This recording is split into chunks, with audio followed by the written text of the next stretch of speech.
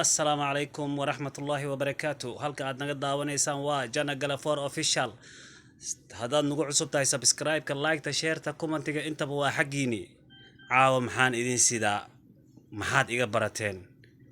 Waxaan caawa dhex taaganahay warshada sameynta kuraasaha ama majliska saad u taqaano Nepal. warshadaasi waxaa kugu diyaar ah soo dhaweyn aad u fiican gacmo furan qalbi furan iyo niyad furan macalinka waa kaasa idinkama hor dhacayo macalinka waa kaasa wuxuu sameeynaya hadana waa majliski ku soo dhawaada macaamiisha waxaan ka codsanaynaa nagala soo xiriir warshada Nepal ee ku taalo Jeddah Saudi Arabia gaar ahaan Xayla Jaamaca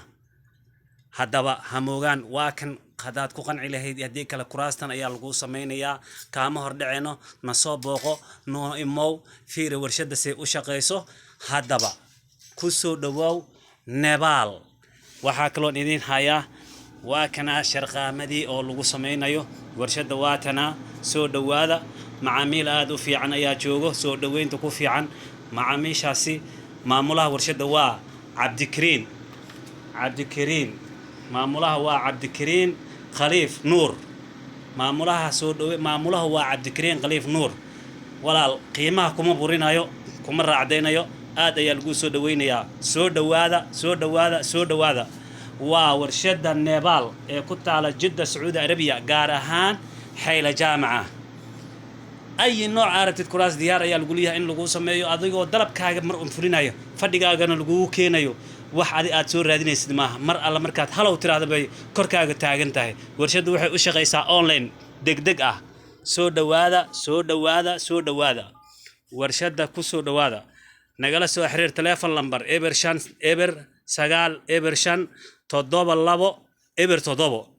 maamulaha waa Cabdikariin Khaliif Nuur soo dhaweynta macalinka warshada gacanta fudud waa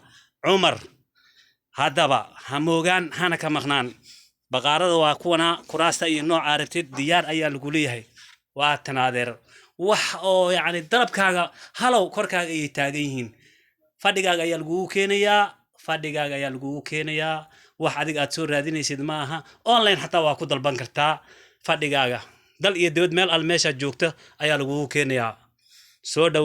dhawaada gacmo furan qalbi furan iyo niyad furan haddaba hamoogaan hana ka maqnaan kuraasta noocyadooda kala duwan waa kana halka aad naga daawanaysaan wili waa Jana Galafor official sida iyo nabadgelyo kuraastana waatana soo dhawaada like ta share ta commentiga